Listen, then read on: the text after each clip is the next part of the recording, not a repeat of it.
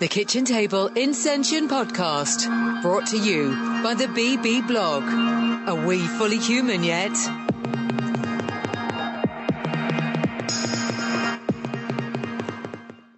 All right, Niish, take us down to the table.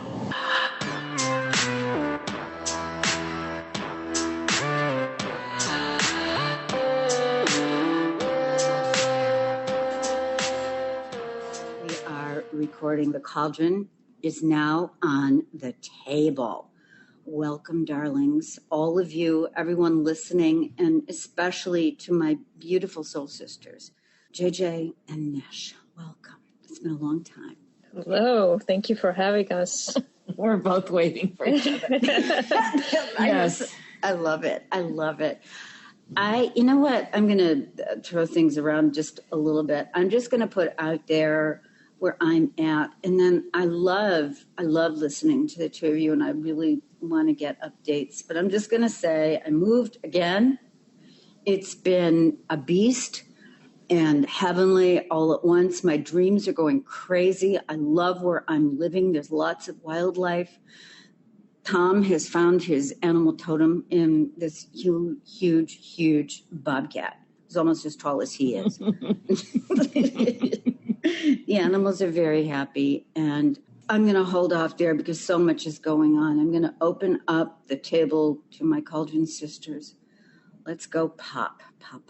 I have to say immediately, because of these times too, that there have just been crazy amounts of helicopters driving by because I'm just across the river, kind of, from Portland, but in a small town, not a suburb. So they're really loud today. If it gets recorded in, it's because the world's on fire, and Portland's one of the points.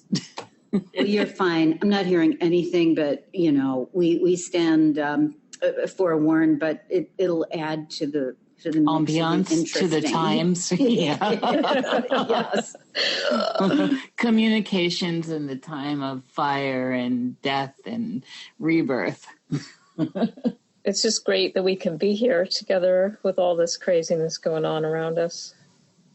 Yes, especially with the symbolic signaling or smoke signaling of the card of the blackened White House, which would suggest that there will be some lights out situations going on round these parts. I just have to say, I'm so weary. I'm sitting here realizing, first of all, the comfort of being joined energetically, in the energy of the three of us. It feels so beautiful. But in that comfort, I find there's also a faucet going on in my background right now. I find the weariness, probably because I feel so comfortable, I can allow that feeling to come through. I'm just throwing that out there. Do you, Grok, do you resonate with that at all? JJ, you can start. Okay. Yeah, it's definitely been at least a few weeks now, feeling extremely drained, and just, it's a little better than the last. Well, it's on and off in the last week for me, but I've felt particularly lethargic and just super tired. And I cannot get a decent night's sleep for the life of me. I just keep waking up in the middle of the night. Can't get to sleep. I'm sure it's going around, but just feeling exhausted in all aspects. Like emotionally and physically, just mentally, everything.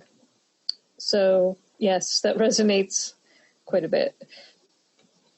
I'm picking that up because I pick up the energies from others, and so for me, I'm weary of all the massive amounts of downloads I'm getting constantly. And so the information that's just coming through in to me is intense. And so these episodes are becoming a little more intense.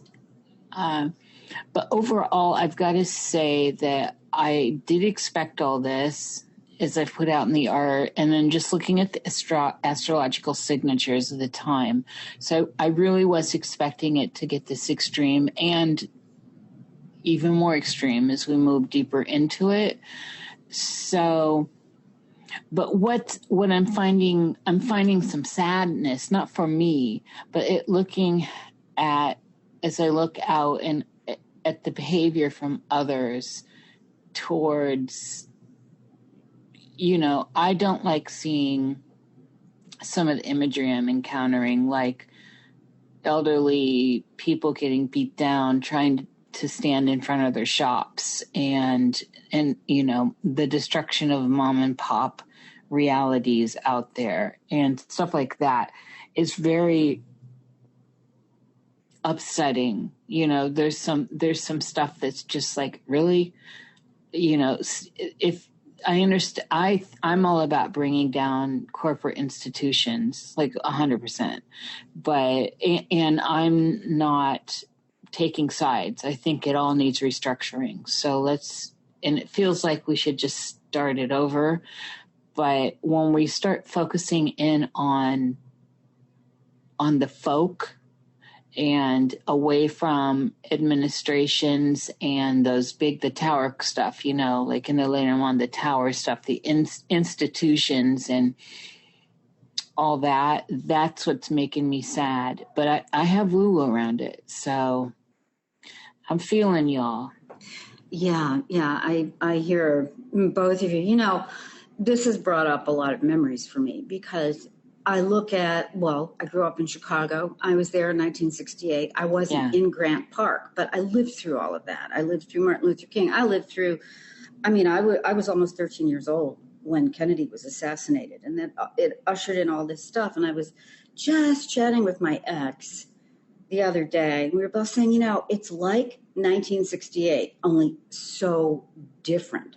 We've got many of the same energies happening, also astrologically, and I don't have enough knowledge about it or notes in front of me to point out, and this is not an astrological show. Right. But that all being said, yes, when I said I was weary, I'm referring to an energetic weariness. And part of it is having moved and just being so thrilled to be able to start exploring. And then all of a sudden you're not allowed to move around too much. Right. Yeah. Yeah. And even though I'm not a mask wearing person and I've been cautious, but I don't believe in germ medicine. So I haven't gone down that road. Most of the people in this area, follow the protocol and all of that. And it's just been, I'm weary of not being able to adventure, although it's all going to change. I feel very isolated, and now is a time to really get together with those folks who share our passions. And I'm not talking about getting together with there's so many ways that we could go with this. You look at the news. Now, that's another issue because that's an issue in and of itself. Even the images, the writing, everything that gets put into the media. We've talked about this before. What's engineered, what's spontaneous, what's real. I remember being a teenager, and the journalism that's existing now doesn't look anything like the way it was even in 1968, when we know a lot of engineering of the culture was going down. And now I look and I hear, I think I'm just weary. I don't know who to listen to. I don't know what to trust. I listen to you, Niish. I listen to a cult fan, Nathan. There are a couple of people that I really resonate with, but it comes down to a trusting issue. And ultimately, I'm feeling very isolated. It feels not right now. I mean, right now, it feels delicious to be able to put this out there to you and to know that some people will resonate and listen to this. But it's a trust issue, and people are being polarized. I guess this is what I'm feeling, that sadness too. I'm feeling the sadness of looking at an image of something happening and just feeling the injustice, the sadness. I mean, the insane injustice. Yes. Yeah. It hurts. Mm-hmm. I mean, we wouldn't be rough. human if it's really rough. But why did these things start getting put out there fast and furiously? What's up with that even? Okay, I'm going to be quiet because I realize I've got so many thoughts going through my head. I put out enough there. I want to hear you guys. What's going on? Yeah. You know what, Bibi? It's interesting because you really are always the bubbly one. And, you dive deep in the woo, and you are known for that as well, and have a long history of really digging into some of the fringe and all the gooey, juicy stuff. And, you've been out there a long time. It's a big deal for you to come forward and say, how weary you are by all this, and of course, prefacing that you have had in your personal life quite a journey in the last several months just to get to where you are right now physically. So yeah, true. That's another tale, but it's really quite remarkable. And you've landed in a good spot, as we all knew you would eventually. And I'm glad that you're out of the old spot, looking back now. Yeah, really. Seriously. So that's the power of writing this, or having some trust in our ways that are unseen, that lead us and guide us, and kind of sometimes just free falling with it, which is not easy for a lot of people. So yeah, there's so much. It's almost like we could do a show every week and there would be hours of content, like hours of stuff for us to talk about. I think that for me right now, today, one of the key things I wanted to bring to the table was some stuff from my recent download, which was hardcore, a couple days, Sunday. And so, I've been talking about viral stuff for months, and I've always been prefacing it with, there's multi layers to this viral meme that's out there. And one of the things I'd like to have people consider is to take a look at the idea of participation mystique that Carl Jung brought up as a social dynamic, and then springboard from there with the idea of a type of virus that is out and about amongst these hordes of people they seem to be just feeding off of violence, like just any kind of violence. It's not even directed well. And this is across the board, because we already, we don't need to get into all this stuff, but we already know there's provocateurs out there. There are several different groups with different agendas. There's all kinds of diversiveness. There's no focus, is what I'm saying. So, but except for the focus of there's, violence seems to be on the table. And that is part of this. If people can journey with me on this, it's part of a viral infection. And it's like, I've talked about this as a rabies. So, but it's and I don't know, I come to the table with no credentials. I'm not trying to be presenting as anything but me. And so I'm, this is all up to people to find their own ways with the information and question anything I say and seek it out elsewhere. I'm just coming in here with what I see. And that's my shout out to Chanter. Baby, leave me alone. I'm not coming here with a credential. Love you, darling. And I do. I value Chanter a lot. But this is the way I understood it from what I was seeing is it's actually a viral infection. The violence thing, this violence idea that is very rabies-like, and it's transmitting in a way that I couldn't understand when I was being presented with the imagery of it. It's like a gas almost. It's like, I've seen it in like fiction shows. It's like a gas. You can't see it, you can't smell it, you can't taste it, but it transmutes, and it transmutes on an algorithmic wave, and it's infectious. And this is why I wanted to springboard this off of the idea of participation mystique, and so it's feeding on itself in a way. And one of the reasons that I wanted to bring this up is because a lot of people contact me with a lot of different information, which is the upside of being out there. You know, I get the pleasure of intel and stuff coming towards me, and it's a challenge to weed through and pick who I'm going to communicate with, because at this point it's just there's so many. You know, I just don't have time for everyone. I want to respond to my friends first.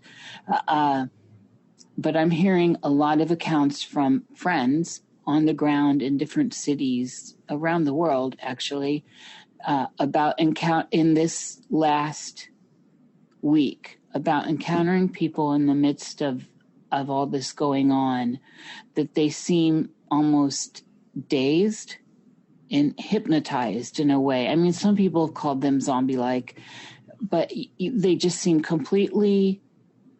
when they get stopped, when they're actually like stopped from doing violence. So a couple, you know, there's they've got a certain look and there's a certain feel. And I keep hearing it from people. Like it's a constant thing I'm hearing. Today I heard 2 more people say this here locally in Portland about encountering people that were about to get arrested. And it's like they came to. Okay. Yes. So, can I speak to this? Yeah, that's all I wanted to present. This is interesting. It's extremely interesting. Now, I think there is an age and a cultural experiential difference, because this is nothing new. This was going on. I brought up 1968 before. It's called mob mentality. Yes. Now. Yeah.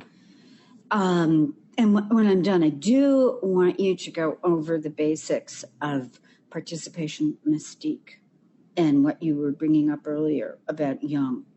But I want to tie in some themes. There's the theme of the mob issue, how people will glom onto an energy in a crowd and become unlike themselves and participate with the energy that is going around. Now, I'm going to tie in the concept of the Wutiko virus brought up by Paul Levy. This is an ancient virus, and Carlos Castaneda brought this up via Don Juan, who spoke of the ancient plague. It's of the astral. This has been around since the dawn of us, probably before. So all of these things are involved. Now, these things are very, very intriguing. And then, now there's a huge difference between 1968 and now. We didn't have the internet. Now, I mean, it seemed like everything was moving like wildfire then. Now it is beyond exponentially accelerated. It's instantaneous. What happened in Minneapolis is suddenly happening all across the country within a matter of a couple of hours. And you've got the energy being pumped through. And this is what I was saying. I'm weary of trying to figure out what the hell is going on regarding who is in a benign fashion trying to figure this out, in a actual, I'll just use the word, in an evilly manipulative fashion, engineering for their own purposes. There's so much. Okay, I'm going to stop, and I just want to go back to my request, Niish, if you wouldn't mind explaining the participation mystique and what that means. It's basically mob mentality. It's just Jung's version of it. So you get people in a group, and if one person, you can, it works into NLP too, which can be a one-on-one thing or a group. But participation mystique is people mirror what you do, and it's infectious. That's why you can get a group of people to do stuff, and you yourself can risk being pulled into that because it creates a wave of energy that's bigger than you. And this is why, and I believe, I'm not sure the origins of where the term mob mentality came from, but I kind of think from the way I understand it, it's basically exactly the same thing. And he was just seeking to, Jung, him being Jung, seeking to, of course, earlier, to make it sound more scientific and clinical. And so it's the same thing. One sheep jumps off of a cliff and they all follow in suit. It's this dynamic. So, and we see it in little ways all the time. We can see it at a concert. One person starts moshing, and then you've got a mosh pit, right? At clubs, one person starts dancing, and then a bunch of people start dancing. It takes, of course, the psychopomp, or it takes the mercurial person, or people, or force to start it. But once it's started, it's its own thing, and it's magnetic, and people feel that pull and join in. Yes, and we are, all of us, each interacting with each other's fields all the time, and more is becoming known about that. So it's a fascinating subject. But for me, what I am feeling so strongly in the last couple of days is getting really grounded, and even in that, I'm feeling really weary. It's like I just have to take a vacation from even thinking about, because it's so overwhelming. But there are opportunities, and they're all different kinds of opportunities that are wild and spontaneous, and then there are people who are very adept who are utilizing the opportunities in different ways. And I really have doubled down, and I'm making the choice again, and I think it's something that I just have to do every day, to look at, be really, really clear. And if I'm unclear and I get really emotional, I'll take time out and I'll write down what I'm seeing, and then I can pull away from it a little bit. And then to look at the uplifting opportunities. How can this change? And I think, going back to that feeling of weariness, there's almost this script. Sorry, the dogs are going crazy in the background. There's this script, if you're on this news cycle, and you're even on alternative media, on the different media channels, there's just this script that seems to be being played over and over. And I have to jump out of that and look at the freshness of the opportunities, and not to be Pollyanna, but there are ways of proceeding, and where it's such a gateway, a nexus. This is the point where I can't even think now because my head's changing rapidly. My thoughts are moving through that needle, where you go through that tiny little gateway and there's a passageway and we're moving through that passageway. It's like the process of birthing, the process of dying, all being combined into this moment, these moments right now. And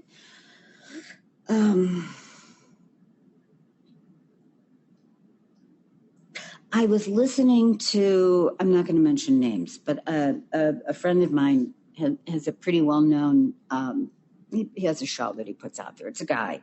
He was talking about looking at the imagery of some shop owners recently. He was watching national news, and the shop owners armed themselves with some guns. Now, I didn't see it, but what he described was that they walked outside of their shop. This was in some city in this country, in the States, and that the people looked like they were warding off vampires.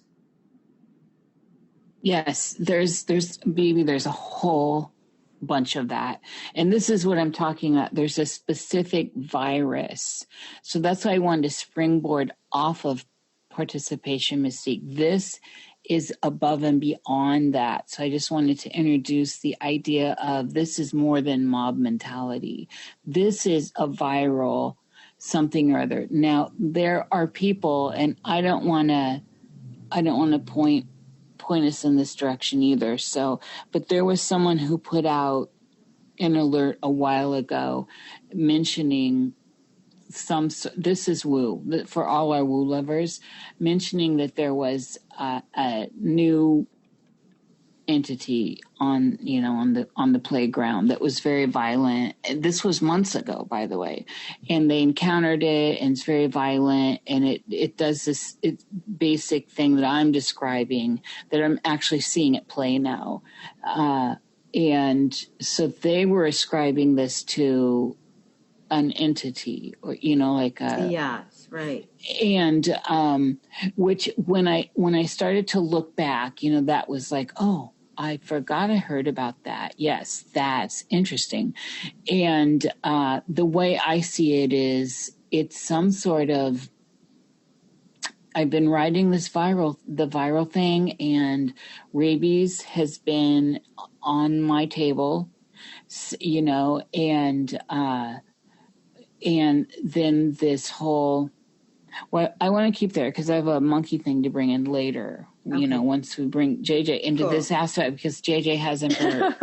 JJ has stuff on this, and but this is like a virus, Bibi, that's out there, and I'm just gonna, before I hand this over to JJ, I want to say I've personally encountered it in my personal life with someone that is close in, and it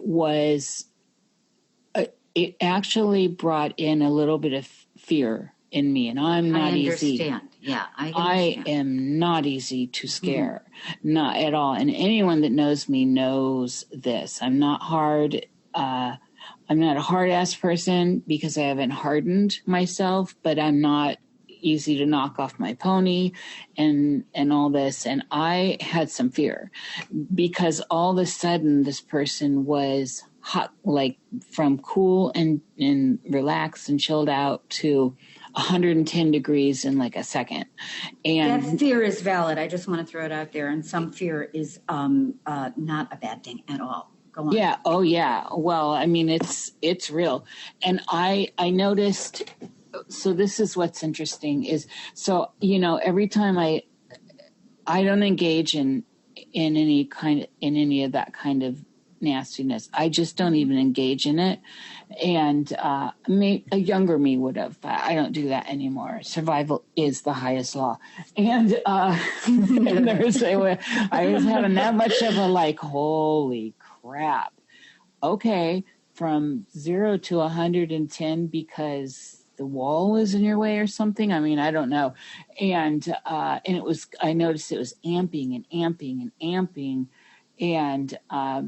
And then they had mentioned they'd been having this sore neck and all these physical symptoms. So I did, I'm trained in massage therapy years ago, and I do hands-on work for people close in. And so I got in and I felt something. This is more woo, but it's stuff I experience in real life. But I did pull something gross right off of the neck, and it was gross and nasty. And the person seems fine now. And I didn't say what I saw and everything, but I was already aware that the virus was affecting people. This person's out in the world, and it was very clear after an event this person had been at, and it was very clear that it was something that got picked up, like you pick up a cold or even an STD. It's like something you pick up, socially, and that brought it home for me. And like, oh my God, this is what that was. And then of course, I have to, as someone that. Anyone that does any kind of like therapy work on people, you have to find ways to get it out of you. When I do work on mostly animals, I have to go through it. So like when my Matilda was my little daughter dog was passing, I was working on her tumors and stuff. I would get, it's like I felt them, I'd get them where she had them. I'd have to go through a whole process of having extreme pain. That's where I knew where to go to on her. I'm with you on that. Yeah. So people who know this, people who work energy understand that. Other people might think it's woo, but it really is real. Let me just interject something for people who are listening and people who know me. I mean, we call this energetic hygiene. And if you're not practicing it, you need to find out about it, because everything is not just what you see. It will kill you. Yes, it will kill you. I mean, and we're made up of these energies. It's, all there. So where Niish is going right now, we're talking about more of this in a more of a pestilential fashion. But I just wanted to say, I'm going to, if I remember, and I will, when I listen to this before I put it out, I'm going to put some links for people to find out about energetic clearing. Now it's more important than ever. Oh yeah, it's I consider it essential right now. Yeah. So with all this said, JJ and I talk so often. I know she has some juice to contribute. JJ, let's hear from you. Yeah. Hello, darling. By the way. Hello. I will do my best here. Getting back to the mob mentality, or the, what do we call it? The mystique. It seems to me, just from just observing a lot of the videos that are out there, from people in the crowds and stuff, and hearing firsthand from friends that are still in metropolitan areas, it definitely seems like there's a complete, it's like people are just getting taken over by something, and it is like a domino effect. It's just, it started and then it just spread like a virus, like you're saying. It is like an algorithm. And gosh, I mean, I spoke to a friend in New York yesterday who lives in the Lower East Side, and he took a walk to Soho it was about 1:30 in the morning, he said. And he said there was just glass flying everywhere and fires everywhere and people looting. And he was observing people, and he said that they all seemed completely disconnected from their conscious, like they were glazed over in the eyes and just acting like they were possessed. Like they had just been taken over by a force and they were just acting in a mechanical way. And it was just about destruction and violence. And this is what I've been observing from videos and hearing from other people as well. And also, you know, I've been doing some energy work lately with some others, and we've been encountering that as well. And it getting back to Niish's point about it affecting you physically, that kind of thing, energy work is really, you have to think about the way the energy is going to transmute and transfer. So when you're clearing something we view as negative, there's a transference there, and it does take a toll on the person doing the work. And it's very exhausting, and you have to be, I mean, we're talking about hygiene. It's really, really so important to clear yourself of that residue, because I can tell you, I think we've all had it here at this table, but just different chronic illnesses and immune system issues. And it definitely affects your physical body.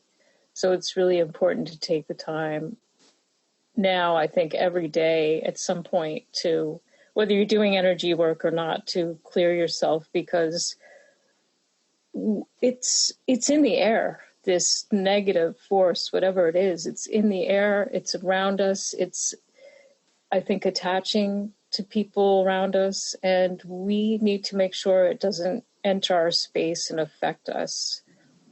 I think it's really important to do that and keep creating and keep bringing joyful things into your surroundings so that you don't get affected by whatever this kind of virus, dark entity is. This is so crucial. And again, I'm going to put some links because there are several different practices from different traditions, but it's pretty much about keeping your aura intact. And the more you look inside, the more you can recognize where you have broken channels, et cetera, et cetera. But it's a matter of personal hygiene, like brushing your teeth and taking baths, et cetera, et cetera. And it affects not only you physically, but emotionally, mentally. It affects I'll stop there. I'm going to put some links in. Go ahead, JJ. It's okay. Yeah. I mean, I think that, I don't know what else. There's so many things I'm having a hard time focusing. I've just noticed with myself that I haven't lately properly been doing that, and it is affecting me, and it has been kind of creeping in on me. So I've noticed that I've got to take a step back from all this stuff. But I think that we can't spend all day looking at all these videos and all of this information coming in, because I think that is part of the mechanics of this whole thing. Spreading is exposing us repeatedly. I mean, of course we want to look at the information, but spending all day talking about it and looking at it and trying to sift through it all, it's going to affect you. That reminds me, I had a guru once and I'd never really looked at this concept, that even what you take in visually is what you are nurturing yourself with, just like any kind of food. And it's a matter of digestion, and proper digestion, and things that you don't know that can really affect you without you realizing it. I agree. I grew up loving horror and all that stuff. I mean, I just ate it up. I'm Generation Goth, so Yeah. That with the Pluto and that generation. And there was a point when I so I was never actually into slasher films. I was always into psychological, deeper dramas. So psychodramas and stuff like that. And usually philosophical stuff, though. At least I would find the underlying philosophy within stuff. And so, like Steppenwolf and Siesta and all that good stuff where that theme of are we dead or not, and but there was a point I consciously stopped, and I'm not sure where it happened, but I noticed it because now I don't at all. I turn away from blood and gore in anything. I just don't even allow myself to do it. And it's not that I can't take it. It's that I recognize the power of the symbol and how it imprints into the blackness of one's neuro, space, one's neuro void. And I just found it interesting. It was like all of a sudden I started turning away. I still do. I really am very selective with those types of images. Now, that said, I can view them in real life. I can view them in an apparent, whatever the apparent reality or construct is around us. I can, I could watch my mom die. I could watch friends die.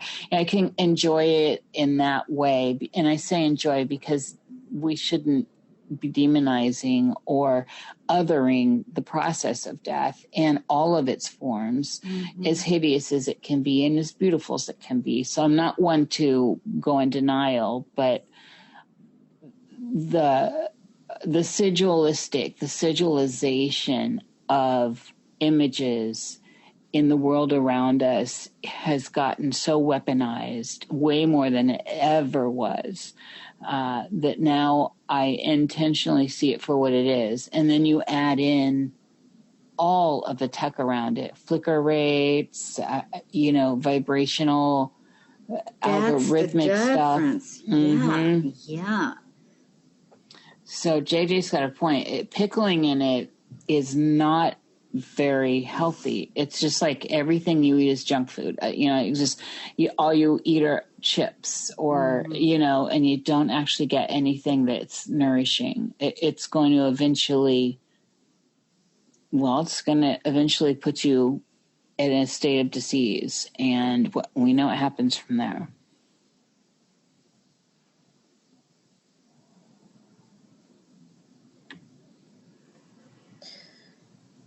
Yeah, well, and I think now, because they've made it so difficult for us to get food, just getting on that point, it just, that's another contributing factor. So we need to try to be keeping up with on nutrients and trying to eat as good as we can, because that's a whole, there's so many layers to what's happening and how I think things are being steered, that we should be paying attention to what we're eating as well as the hygiene practices and everything. But I don't want to really focus on that. JJ, also I think that's so important, though, what you just said. It is, but there's other things. I think, a lot of people, I'm hearing across the board from friends and loved ones that they're all gaining weight, they're all feeling fat and lethargic. And so I think that's another aspect of how this level of control is playing out.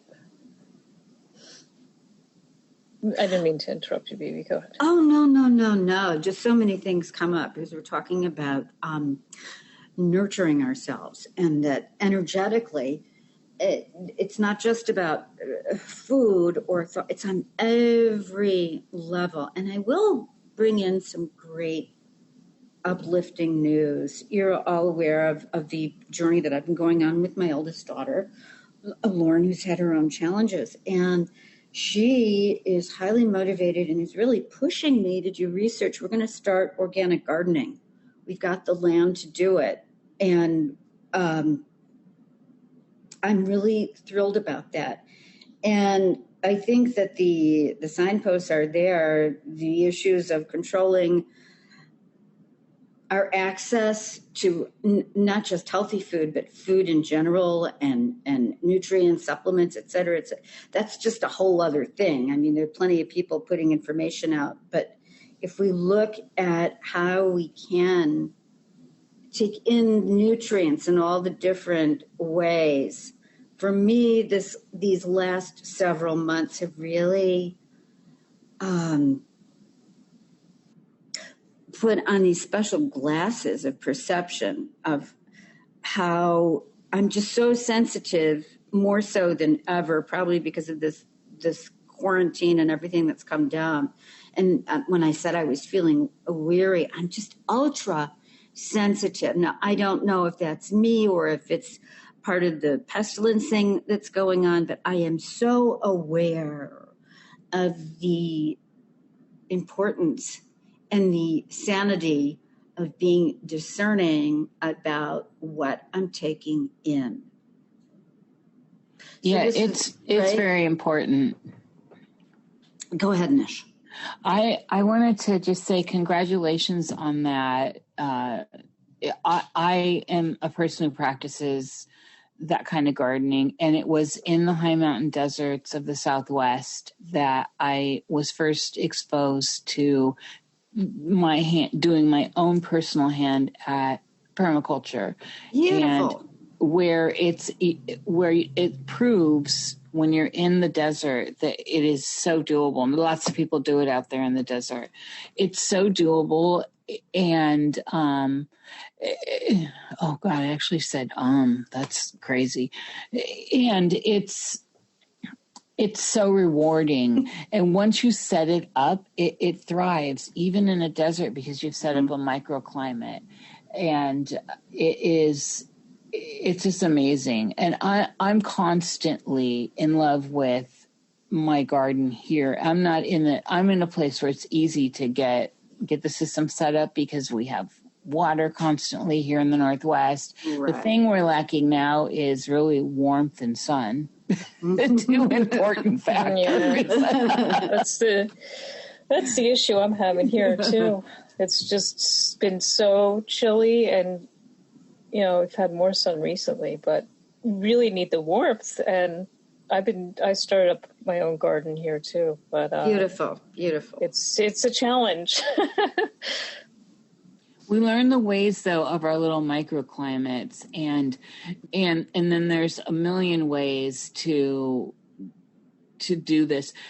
But I'm glad to see that this is something that's coming out. I've always thought, and not just saying that as an earthy person, that growing things, even if it's beautiful flowers you love, there's something so magical in the process of being involved in growing things.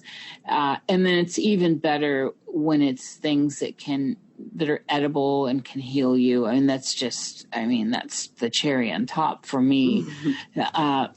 So there is a reason why there are so many metaphors around gardening and growing and all this, because there is something psychologically deep there that is,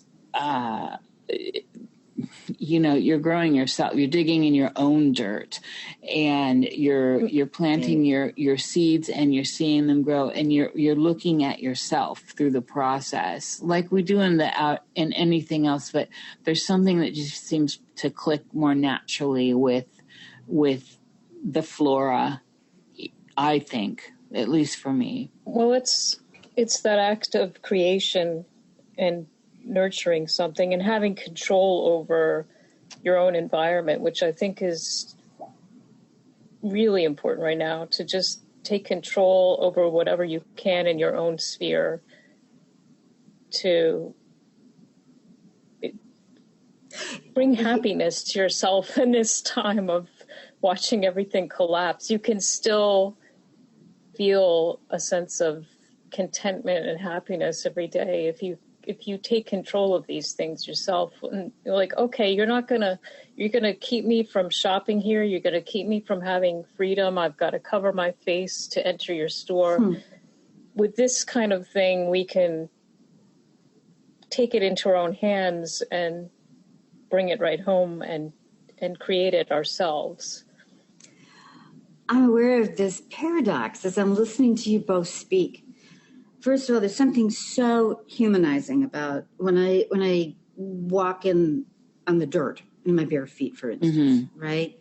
And nature, I've never felt any kind of weird vibes from nature. People, yes. And there's this idea of energetically a pestilence taking over. Now, the earth can become sick, but there's the rolling force of nature itself. Nature will take care of nature. And there's this, I mean, I love people and I love nature. We're all a part of nature. But there's this sense of artificialness that we bring to our natural table. So I'm just grappling with that. And it's an unfinished thought. But this is what's happening in my head. Oh, right now. I agree. There's, for as far as people, for me, it's case by case, Bibi. Yeah. It's totally case by case. And that's where it happens at the core. There are no generalizations for me with people and groups of people.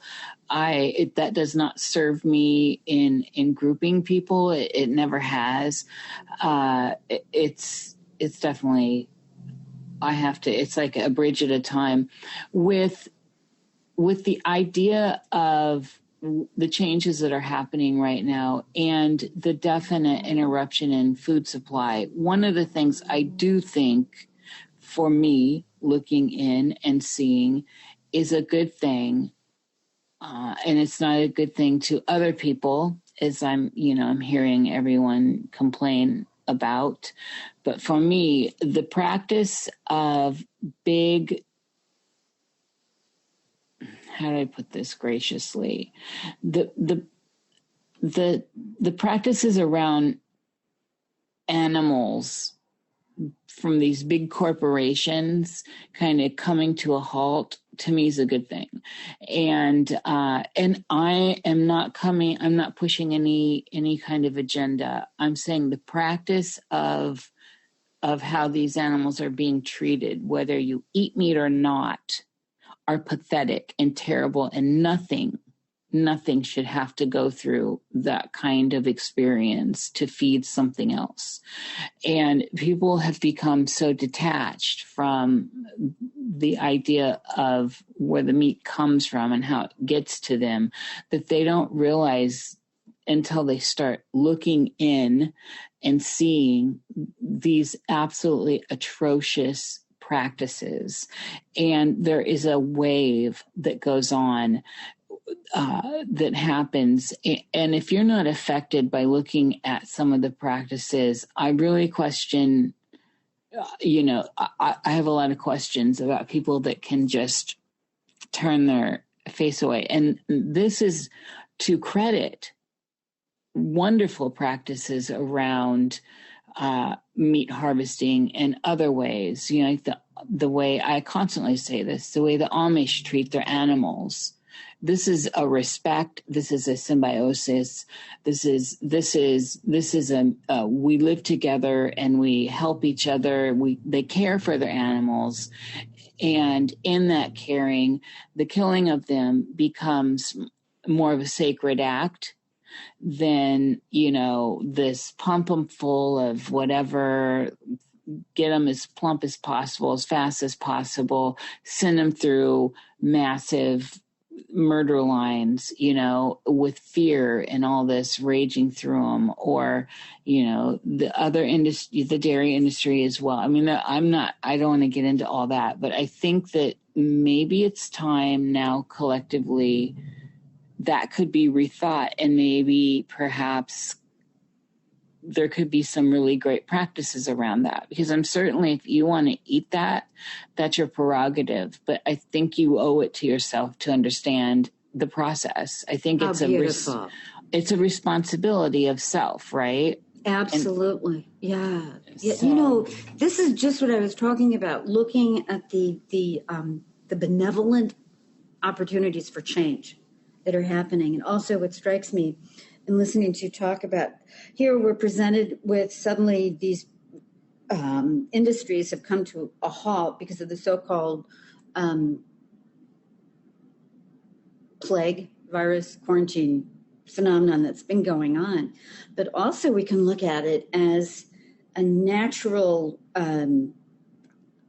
higher rollout of nature, and how there's a certain point where all of the energy is pushed and we are being collectively forced to look at it. Not everybody is going to do that, will be able to, because everybody is in a different stage of awareness. But those who haven't been and should be, I'm going to get a little judgmental there, are being confronted with this. So well said, Niish.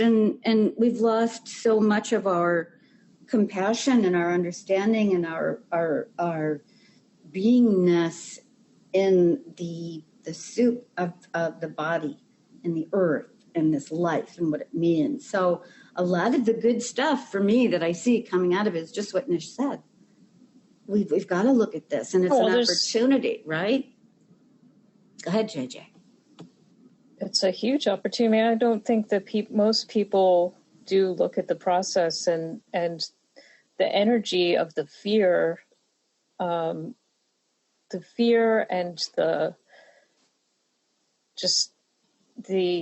it's basically like slavery. I'm not going to get into the whole thing, but yeah, there's definitely so many other ways that we can be doing things, like the Amish and different other cultures, and the way that we treat the animals.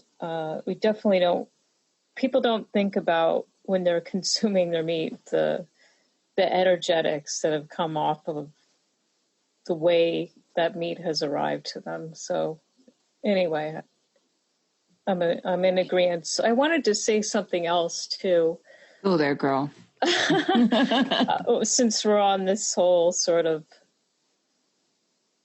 hygiene and all the other things, I think right now, although it's really a difficult time and a lot of people they're extremely stressed out, I think it's a good time to not sort of overindulge in bringing in substances that are not natural, such as alcohol and other things like that. I think that is just inviting in more of this negative energy, dark energy. And I think we really need to be as sharp and clear as we possibly can be at this time, so we can be in our best observance to what's going on in the world, what's going on in our surroundings. And if you're taking in a substance that's skewing your view of your surroundings, you're not really going to be in your best mind to make decisions that you need to make. I'm trying to say, I hope that's coming across. I mean, I'm certainly not judging anyone for drinking or doing anything, but it's wisdom. You're putting out wisdom. That's, and I'm so glad that you're saying that. People also don't realize that substances, and it's very tempting. Now, if people weren't drinking, the incidence of alcohol consumption has gone up amongst other things. But getting back to the woo factor, it also energetically makes us vulnerable to attack, entity attack, what we were talking about earlier. And just there's stuff out there that we don't understand that just can glom onto us, that may not be actually negative, but it is not a good mix. So what you were saying, JJ, to be really clear and balanced and keep our perspective aligned and sharp, especially now. Oh my God, so important. I like to think of it as this is the perfect time to detox. And there, it's also, if you can detox during extreme events and during times of heavy stress, you're actually exerting a greater amount of lucidity in your experience. You're actually leaning into it and bending your knees, as I often say, like when you're skiing. Oops, my glasses. Oh Lord. Sorry, everything crashed. It's okay. My whole mic went down because people don't want to hear that message. Every time I say it, there's some crazy. It's hard. It's hard to confront the unconscious, and the instinct for many people that have activated complexes or damage that really can't let go of the stories that they inhabit and need to define as them, find ways to enable themselves to get through stressful events. And so this is why I put it forth like this is a greater act of will. And in the end, the rewards are greater, because if you tackle it, you've come out clean and ahead and with a greater layer of beautiful patina on you. The luster is more beautiful. It's difficult to look into darkness, and that's what we see all around us, and see it for what it is, because it's really a reflection of our collective coming out and showing us all it's got to give, and in the shadow side. And so one can be consumed by it, eaten by it, or one can transmute it and become more than you were when you started out instead of less.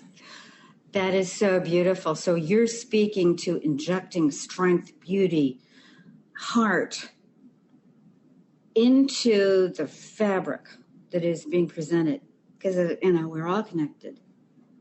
And just by listening to you speak about that, I feel stronger for it. It's, you know what though? It's not easy, and it's about doing the work. And that's kind of one of my things right now. It's work. It's hard work.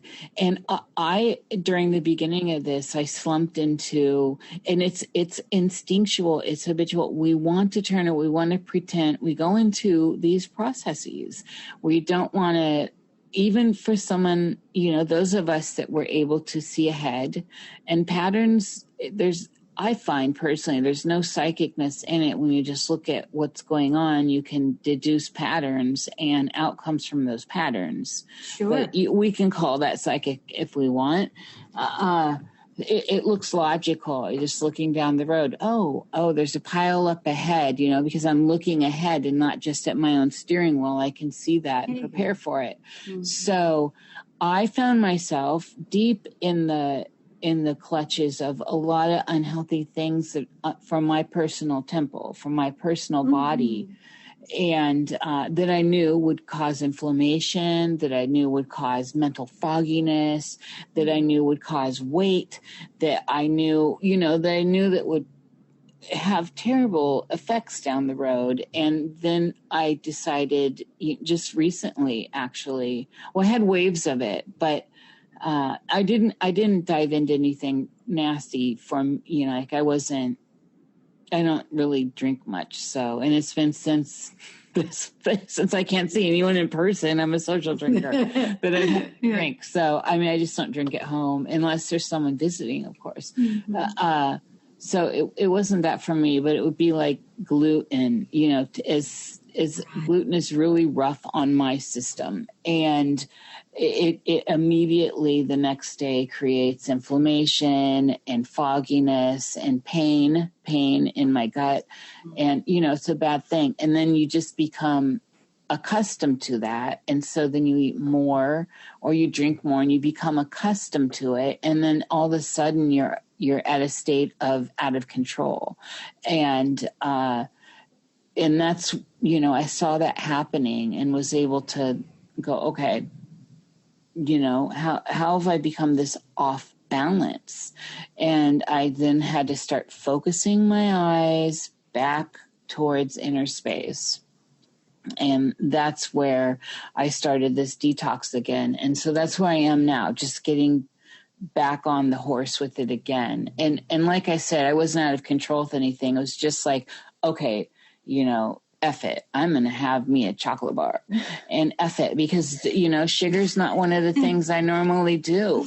And so I was, you know, and then it was like all of a sudden, well, you know, I'm going to have one today too. And it was like days in a row. I was having chocolate bars and everything was some sort of, as a tourist, some sort of very decadent, you know, decadent food thing. And, so not only did my arse grow and tatas, because that's, you know, in cheeks, there's me. There's me when I start getting big. It's like the trinity of power. And I started to really feel terrible and gross. And then I felt this inner thing happening where I started to crave greens. And I'm like, I'm listening to this. And the sugar beast within me was like, girl, you know you want me. I'm laying down there in your back pantry, and I'm a beautiful chocolate bar, and with hazelnuts. It's that soothing mechanism, you know. We all look at we go outside to the external, trying to ingest something, whether it's eating something or information or whatever. We're all looking for a soothing mechanism because it's so difficult to face how we're feeling or what's going on. So I think that's just part of, you know, we all go to those things to feel some kind of pleasure, some kind of pick me up.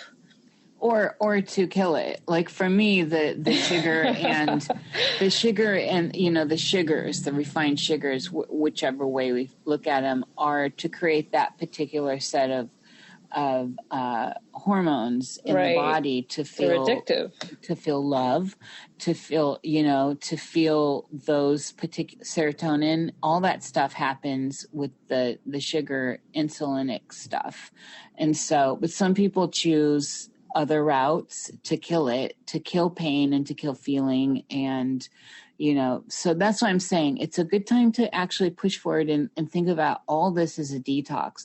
And if we think about the collective, how all this stuff does need to come out, all the poisons need to come out, and they're coming out. We're watching all of it come out, and it's vile and it's pus-like and it's disgusting. But you know what? All this does need to come out. And clearly we build up enough pressure with all these other esoteric aspects that we see it esoterically. And it's there. It's there for us to be seen and digested and processed. And so those of us that can get on with a healthy digestion, and I'm talking psychic digestion here now, with a healthy intestines and stomach, healthy colon psychically to process all this shit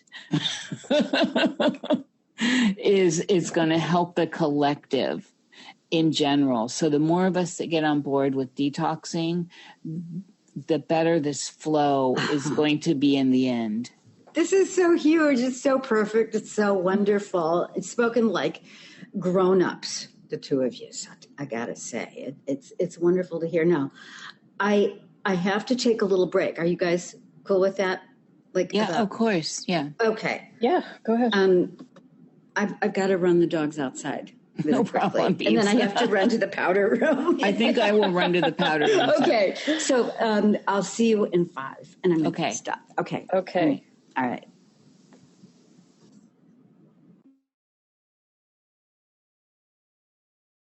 Oh, God, that was good to pop outside with the dogs. Is it still really hot? Hi. I just had the most amazing still in the experience. hundreds there? Oh, my God. It is so freaking hot. But, you know, talking about nature and the power of nature, I'm so aware everything has its own agency here. I had this amazing encounter just now, a few minutes ago. I don't know what it's this amazing insect. Normally, I have this thing. I don't know if it's because I was given the name Bibi, but bees follow me around. This wasn't a bee, but it was in the. I would classify it as a large flying insect that has a stinger. It was about 2 inches long and it was bright yellow, but it was so lovely. While the dogs were doing their thing, I stuck my feet in the pool and it was like, it felt hot like bath water. But it was just very relaxing. And then I became aware of this insect hovering around me. And I'm feeling this female energy. She hopped down near my ankles by the water. Normally I would have gone, the parts of me are like that. But I felt very calm and very aware that we're sharing this moment in time together in the heat. It was very, very calming and very lovely. It's a big deal. I think there's a lot of, there always was for people that are open to the consciousness that's all around them and everything. And then especially like the sentience one can experience in things around them. But I think that that's coming online more now. And it feels, it's part of that narrative with the idea of seeing how everything's kind of interconnected. I forgot it. I really wanted to, reflect so poorly on me. And so I wanted to bring it forth and say it in the public. Go for it. No, it was out of character. It's very much, it just seems so young punk of me, rebel. And it's so something it's not way out of character for me in these times in this place in my life. I was going to pick up some goods this last weekend, and these I can't believe I'm saying this on air, but okay, so I'm an eccentric. I am truly an eccentric. I just don't care what people think, and I don't have a set style or anything like that. I just live my life the way I want and present myself the way I want, and I'm not ruled by any kind of fashion or tag or style or anything. So, I think it comes off obviously, and so it's me. Walking into a public place, and it's always a little shocking for some people, I suppose, because I'm in a small town, and although it amazes me, even going to Portland, how all eyes are always on me, and so I'm going in, and this is a place I go in frequently. However, and I never really, I never notice. I go in my own world, but yet I'm still have a military mindset where I'm assessing energies and not people, I guess. And I think military mindset does assess people, but I'm always kind of sensing out like a bee, almost like you were just talking about earlier. Like I'm sensing out the heat signatures basically of people. Is it, like, do I need to avoid that little bubble of heat and to navigate the spatial awareness of a place. Sure. But, so as I'm going in, I see these two young lasses coming out. I'd say they're 20s, 22. And I look over, and I'm a nice person. I usually smile. I'm not all frowning everywhere. And so, but I definitely am not a pushover, and, it's so, but I try to be nice. And so I look over, and these girls are just completely enamored in a bad way. They're just laughing. And so I learned this long ago and far away, to not take that personal, and to look at people that would make fun of me and say, would I want to be like that? Right. This instead of, oh God, like, oh, what, how can, and shrivel up and have my shoulders go down and all that, that posturing you see with people. Sure. Yeah. And so I directly look, and I'm like, oh yeah, not, like in no world. I mean, this whole entire anything I can think of, do I want to be anything like these broads laughing at me? So they hold no power over me. But in that moment, and here's the embarrassment. So I would just walk on with my queenly self. And in that moment, though, as I walked away and we passed each other, and I knew they were getting a full spectrum, they're looking. And I just, as I'm walking away, which is not wise right now, and this is what makes this even more of a state of hubris and less rebel, I put my arms up in the air. I didn't look at them. My back's totally at them, and I have flip the bird with both hands. Yes. I love it. Oh, God.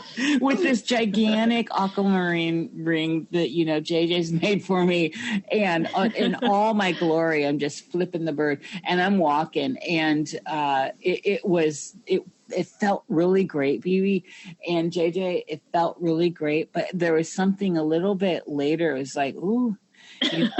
This climate, it's not a good climate. It's not very good, but it felt good.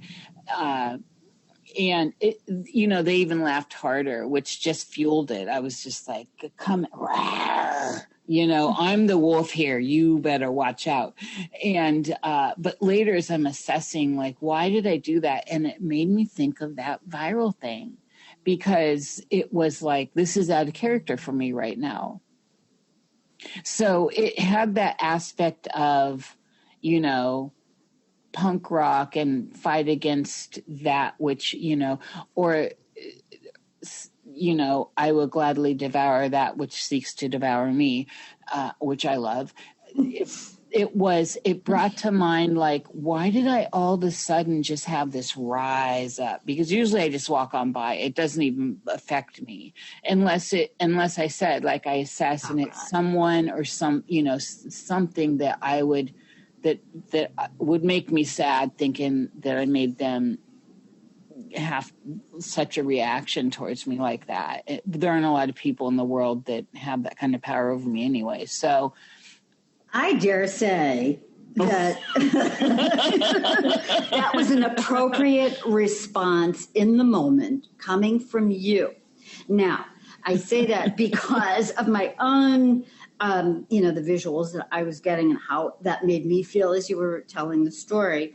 Also, your own response of, oh, that feels good.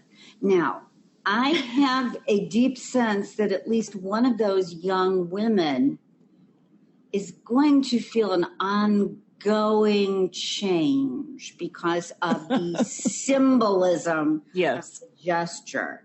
And this is a good thing. There's a resounding, like the pebble thrown in the pond. Yes. You set something off, not for both of them, for one of them. This is what I'm getting. Now, yes, I mean, you can judge yourself and say, oh, that was small-minded or whatever. I don't think so. I really think, no, I don't see you going around and, flipping the bird wherever you go and something. No, not at all. And I felt like it did feel safe. Like I wasn't worried about them charging me or anything. So. I think it was an appropriate, you were moving within your warp and weave, the weft of it. And I also understand why you say that you're thinking of the virus. This is how the virus can move, because people have lost the discernment of looking at their own behavior and getting caught up in an energy flow. This was your own Niish energy flow. That's my assessment of it. You know what, Bibi? It's very interesting that you say that, and I can picture which one, because it was classic. So there's the one that was probably like the head cheerleader. There's like the one that was the taller, thinner one, and more of what society says is the more valued female. And then there was the other one, and they were both cute girls. It was, but it was the tall, thin one that, and with my shoes on, I had, because I Stevie that up. I'm probably like 5'9" in my shoes. So, and so, it was, I'm walking tall and my shoulders are out and all this. And so she was the one that was laughing, and she was the one that, for whatever reason, felt the need to want to tear me down. And so that, you saying that is interesting, because I'm sure she dominates the other one. And for whatever their relationship is, I knew who had control there and who was in control. So I bet it's the other one that may have internally really needed to see that symbol. You were walking with the goddess. Oh, I felt empowered. Let me tell you, I did feel empowered. It was. It was, but at the same time, it was just like, okay, it was just such a thing, though. I mean, it came over me. It was like this. It just was, like. I get that. Yes, and we do have to be discerning. We do have to be careful. But sometimes being nice is not appropriate at all. I 100% agree with that. Right, and even your action was not unkind. Taking the higher view. Not at all. I laughed. You said, you gave them something to really look at, Exactly. Well, and I'm a symbol, so they encountered a bit of their own unconscious, because I'm not your normal fare. You can't put me in a box at all. You can't be like, she's goth. That's why people are always puzzled by me, because they can't place me. There's no place for me. And so I do see that puzzling, like, what's going on here? And the closest I ever get is, people think I'm a rock star. That's an old school rock star, not like the modern. Yeah. So, it was. I mean, sure, it was a powerful. In my head too, looking back at it, it's definitely a symbol of power. So I hope it helped I hope it served its purpose. It felt really good. I feel deeply that you did a service. You did a deep service. Everyone's got to flip the double bird here and there. Absolutely. Oh my God. I agree too. Well, this ring JJ made for me is so gigantic. I haven't photographed. I'm going to present it in a video huge. Before I photograph it for like general public, but right, JJ, it is massive. Okay, did you get a new ring from JJ? And it is so big. Oh, I want to see. I can't wait to see it. It's amazing. It's just absolutely, well, JJ's work, so it's, in person, her work. They photograph beautifully, but until you get your hands on a piece, it's like, holy crap. Yeah. So... Thank you. It's definitely a statement, that's for sure. It's huge. One of my friends was like, "Is that big enough?" A slice. I said, "Well, I think we might go bigger next time because I can pull it off." And so I'm getting motivated. JJ, you and I are going to have to talk. It's this beautiful aquamarine too. It's one of my favorite stones. Yes. And it's a very special piece. This aquamarine, it's very special, and it's a natural. It's not been cut or anything. It's natural. It's a natural specimen. Gorgeous. Like JJ always works with natural specimens, and isn't it, JJ? It's gorgeous. Is it just the specimen and then the setting? Yeah. Oh, thank you. I think the stone is gorgeous. So and so it's light, and I like to wear dark colors, so it just really pops. Beautiful. Yeah. On top of being, large, the coloring with everything I present, it just stands right out. On that note, that's all I want to say about my flipping the bird thing. I love that story. I really. That's moving in resonance with the flow that you recognize as your own. And certain people just are not at that point. I can say for both of you, you have you've worked on yourselves, as have I. And there are times when, we can be surprised by an action that we seem to move through spontaneously that we wonder at. And I think it's good to ask these questions, but I love that you did that.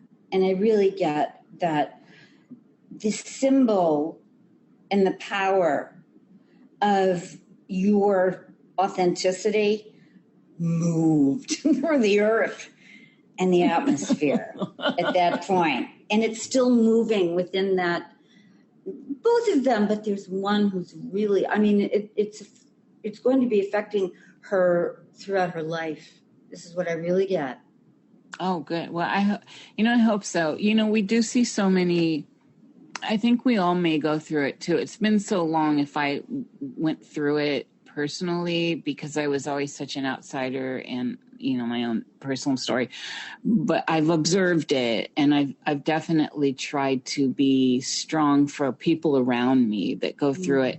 We see this in small social circles, and that where it's, if it, you see someone ruling and everyone else is kind of dominated by that. And then the whole there's a lot of that structuring that's now needing to come down too, because this is internal relationship hierarchies. And that's what that gets down to. And and some of them come in the form of our family groups that we're born into. Some we just mirror then in our friend groups and the friend pyramid, as I always say. And it's hard to, like good examples are like I've noticed in groups of friends that grow up together.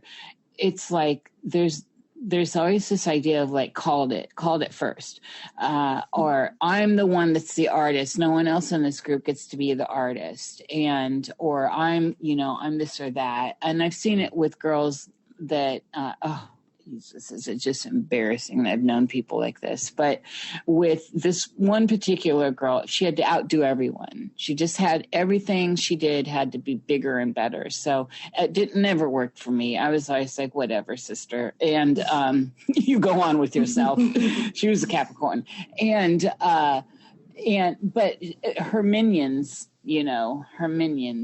would like one of them got married in a wedding. She got this wedding ring, and it was a beautiful wedding ring, and she was quite happy. I think everyone was happy for her, but this main the alpha.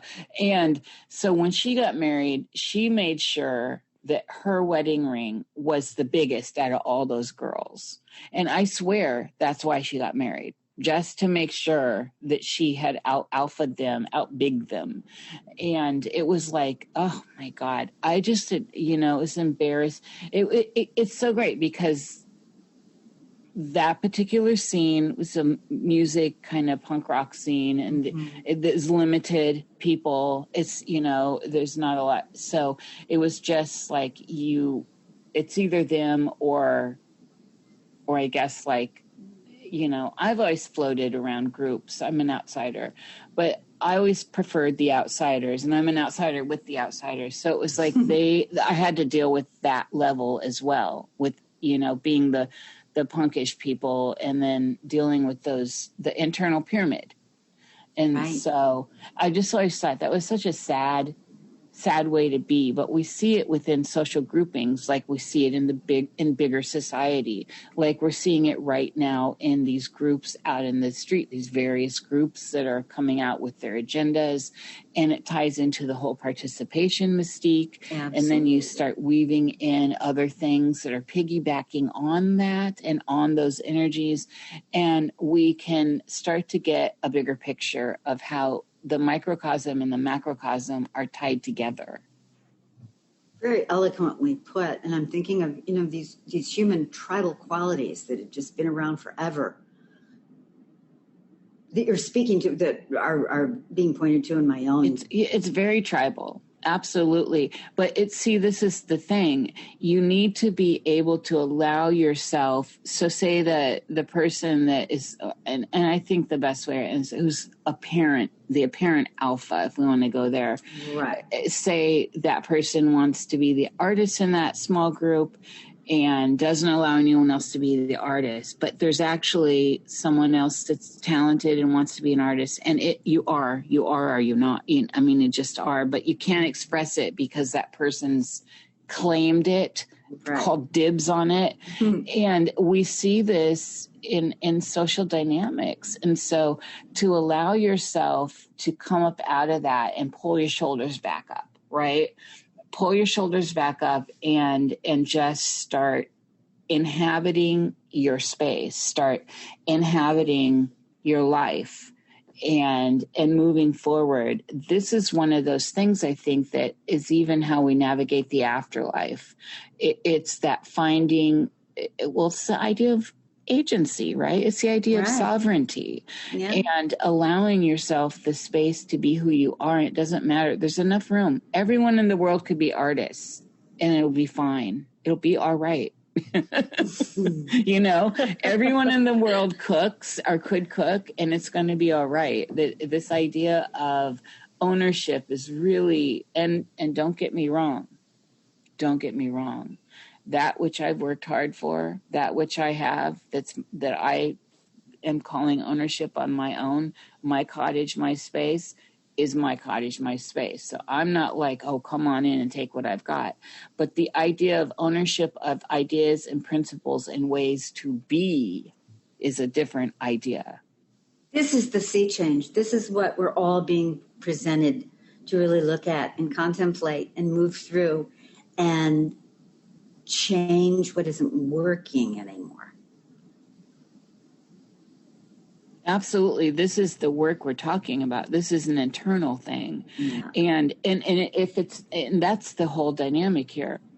If you don't work on it internally, then it gets pushed out energetically, and you get to experience it in the outer world via the idea of projection and transmission, this interplay of energies in the world. So we see it with lovers. It's real easy to see with like a new lover. It's 6 months. You're always just looking at yourself, looking at the best qualities in them, or your best qualities that you see in them, or the best qualities you see in them that are actually a reflection of something you feel you need in the outer world. Or I love myself more when I'm with you. Mm-hmm. Yeah. And then at that, it's classic at that 6 month mark, when it falls down and you start seeing the person for who they are. But this is a psychological thing. It's actually written about, like Jung wrote about this. It's usually about 6 months. And when you start seeing the other for who they are and not what you were seeing of yourself, this can be a very alarming experience, because now you've chosen to go into aspect with this person, you're dancing with this person, and when you realize it's not you're dancing with, it's actually another sentient being, and you see them clearly, that's when the rubber hits the road. And so this is when your real will comes out, and you start to, what am I working on now with myself? How am I going to work with this? Do I want to work with this? This is when it leads down all the other roads. So but it's like that in general, I think, with the outer world. So it's good. It's a good policy to try and work on stuff internally if you can, but otherwise nature brings it to your door no matter what. Absolutely. And again, not everyone is aware of this, but it's the only way I know how to proceed.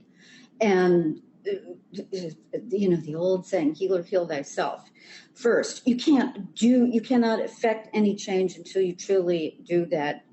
Begin with yourself, begin looking inside. And you follow this cord, you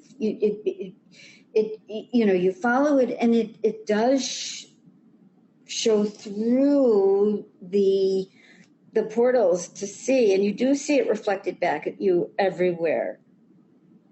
Again, I'll say that to some people, and they go, huh? But it's truly, that's why I love speaking with both of you, because it's the only way I know how to live my life. Well, I think it's safe to say we're all easily introverts, maybe some of us more than others. And so we, just the nature of being even though all of us are able to function, and we're not like non-functioning introverts. Right. We're all able to get on and be perfectly charming and interact with people in the world and be intelligent and beautiful and all that and gracious. But we all have that flavor that is so wonderful that I gravitate towards in other people. That is that more introversion flavor. You can tell it because the introvert tends to work on things, go through processes in that, go through hard times, and then they take it inward and start processing it. And the extrovert pushes it out and has to deal with dramas in the outer world. And, it's a sliding scale, and we're all on it all the time. So neither way is bad nor good. That doesn't exist in my world. It's just different ways of processing. But I like introverts because it's visible to me how the processing's happening. Usually there's less drama in introverts' worlds, and I appreciate that. Especially the older I get, I really appreciate that quality. And there's something absolutely delicious about sharing that inner life non-verbally. God, I'm so inarticulate today. Forgive me, because I'm not making what I want to. It's that shadow of Mercury. That's it exactly. Yeah. But this is relevant to all this stuff we're all seeing going on, that we've seen coming, and this is all like, what can we take away from this that is going to push us further down the road in a way that we're going to get something good out of it individually.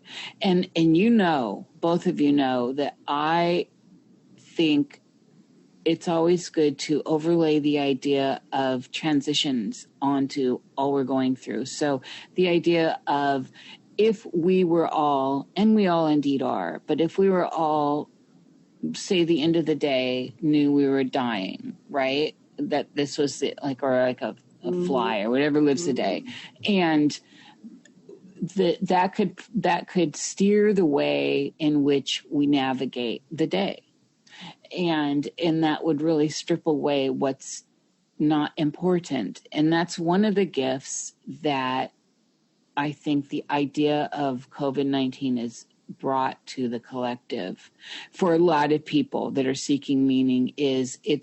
And I got to shout that out to my friend Michael Dinkin, who's been saying that for months. COVID-19 is pointing out what's important. I absolutely agree. Yeah. And so if we can navigate in that way, then we're greater for it, because then we're looking for the meaning and not just being controlled. We're not just being lost in the wave of it. We're riding the wave of it. And you bring something to mind, looking at the group aspect of it all, looking at what is important, how the elders in our society are so devalued. And I've heard people say, well, what does it matter if some old people die? It's just a small percentage. No, we're all important. We're all valid. And that's part of looking at the bigger picture, and that those who are closer to the threshold of passing over, leaving the body, going on, have so much to give us. That's also being pointed to right now. And that's just in line. Well, there's all that wisdom, said, right? Yeah. All the wisdom and experience the elders bring to us. It totally matters. It's not like, oh yeah, we can just send them off to the pasture. We need so many things. Yes, all of the generations with us to learn from and to get information about, the things that need to change. And there's another thing about this virus is it's, I think, making humanity really look at new ways to do things, find, if you jump over the hurdle, go around it, knock it down, do something else, find innovative ways to solve problems. So I think it's making everyone, well, at least I hope it's making everyone look at solutions, real solutions, not just like, let's slap a Band-Aid on it. Let's go back to, treating animals like crap and all different aspects of things with corporations and financial and all the resources we have and how we use them. This is, Jada, it's so important what you just said. It made me think of the garden analogy again. The food that we eat is the elder stage of the process. So there's, you don't eat. That's the elder stage of the process. So if we devalue that, there's nothing to eat. The fruit and the nuts and that's all the elder stage of the process. What are we without that? We're dead. We need, and so this is a very important concept from philosophically to literally physically with the nourishment and the foods we take in. So the flower might be beautiful, the bloom, but what does it do? It actually creates that part of the plant that we need to eat to live. And so exactly. it's amazing how cut down in the society I'm noticing big time the elders are suffering. I mean, it's rough. Isn't it interesting that the nursing homes are going through this sea change? I mean, look how this whole thing has come. I mean, this has to be reckoned with now. When I was growing up, I grew up with my grandparents living underneath us, and there was this aunts and uncles and cousins. It was just this rich world, and that's changed so radically. And people went to the old people. We sat around their feet. And I think we're going to have to really look at what has happened.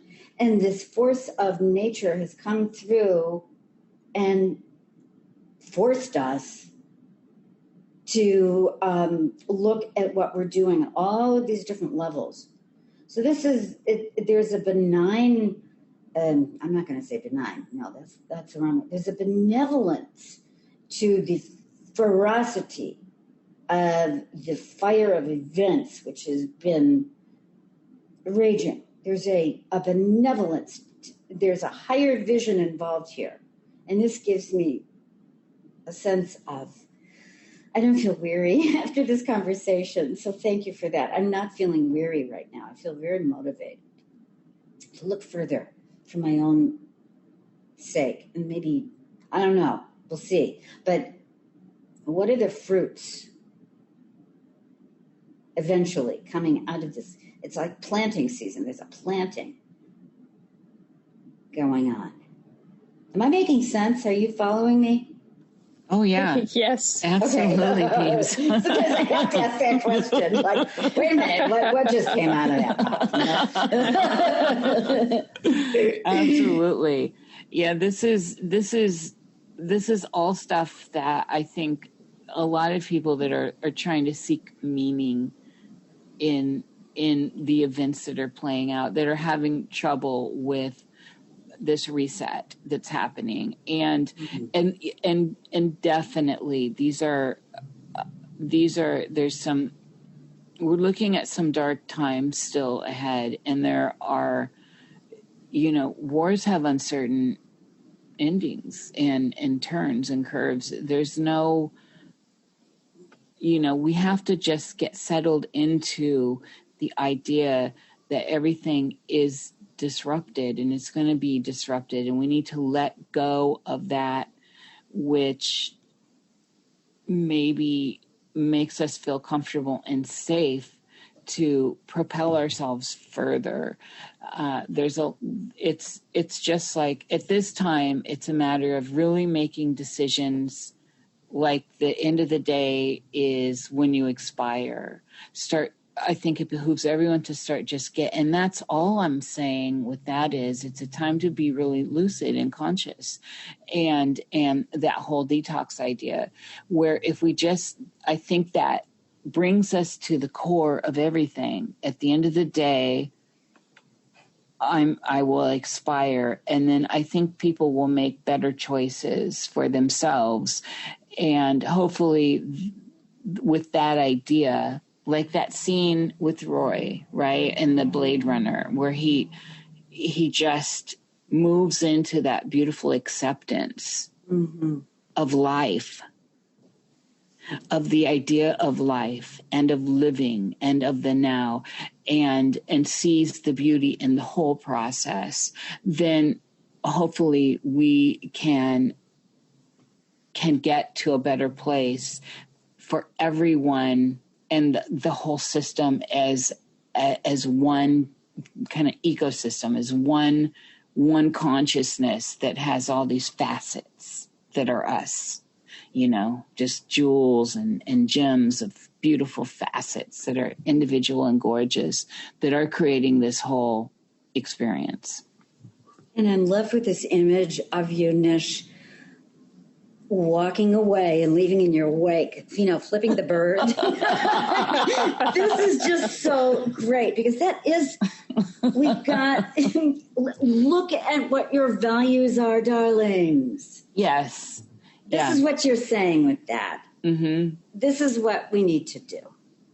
Oh, absolutely. The idea of laughing at someone because you don't understand them, or because you don't like their style, or that's in any which way they were laughing at me, is exactly pinpointing the idea that they're lacking something. To me, looking at it is absolutely right. It doesn't matter. It doesn't matter what it is. I bet that girl laughs at big girls walking on the street. I bet that girl laughs at anyone that might wear a hat. That girl laughs at anyone that is not like her. And doesn't value others in the world. And that's what we're experiencing on a very big scale. Yeah. So you offered an invitation to break the pattern that's been handed down for millennia in her line. I said I don't accept it. Exactly. I do not accept it. So it's her choice if she's going to get that or not. I get on a really gut instinctive level, as I heard your story and it's with me, that it's affecting her. Good. So, yeah, so it's, and the only way to get to the point of, we need to know ourselves, to pare down, call to detox and really get clean, because it shaves off our visioning. I mean, it pairs what's the word? It hones our visioning, right? Now's the time. Such invitations coming in from everywhere. Well, these kinds of interactions like the three of us have, I think these are so important when we can do this and speak about all this and find all the different ways the language can weave in and out of the madness that is before us, that may not be right at all of our doorsteps, because we all somehow found good places to be. Maybe it's a reflection that we all are vibrating at a different level. I don't know, but it's out there in the world, and I think that by looking and seeing and observing it, by throwing the light onto it, we are disarming it in a way where we're not getting petty here with it. We're not calling out this group or that group or this party or that side or this person. We're really looking at this as a dynamic that is deeper and bigger and richer, and as something that could possibly turn us into more than we are now. And that's why these kinds of interactions are important. This is why I love my girlfriends. This is why I have so much love for my girlfriends. There's it's like, and I love my guy friends too, but I love my girlfriends. And it's hard to see people saying that in this world.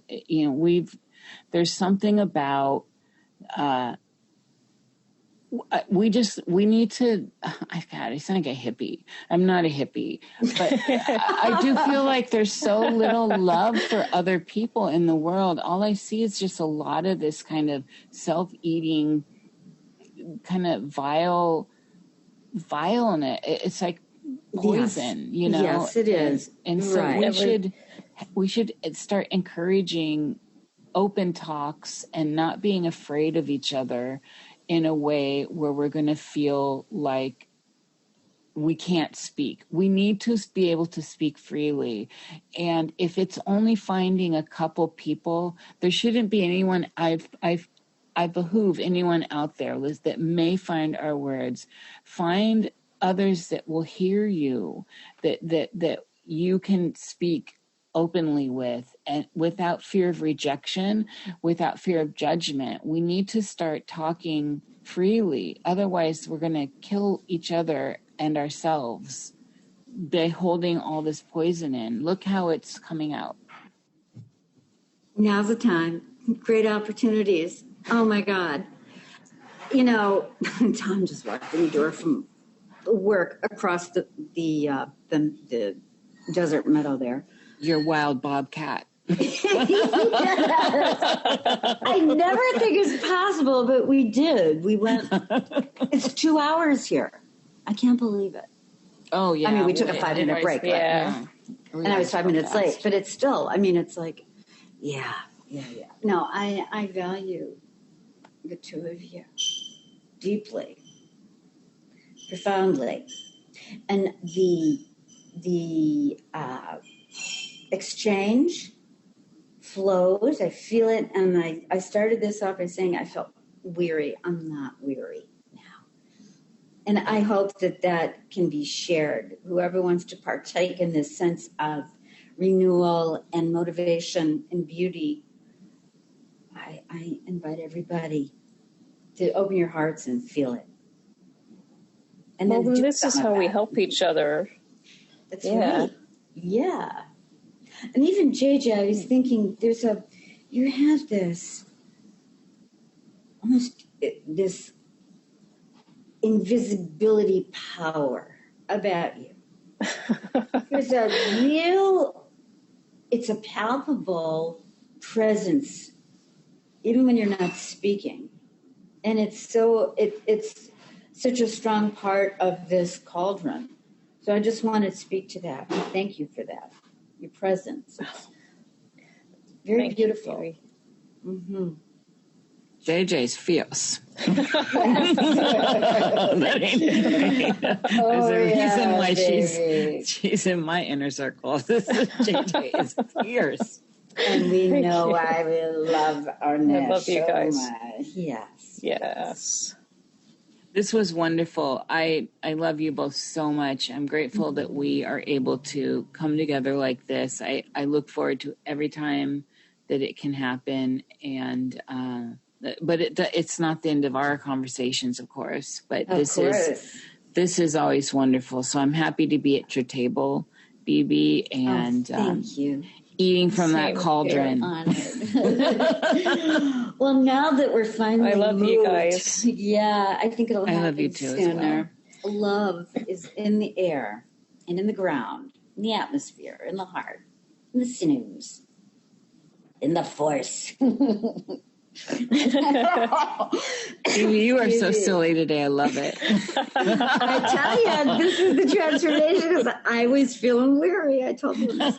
Now I feel so much more like myself. So thank you, darling. And, much love, much love, much love. Yes. Thank you. To be continued.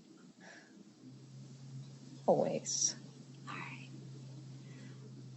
Have a beautiful evening. Thank you. You too. Both of you as well. Thank you. Bye. Bye, darlings. Love you guys. Love Thank you. you. Thank you again. Bye.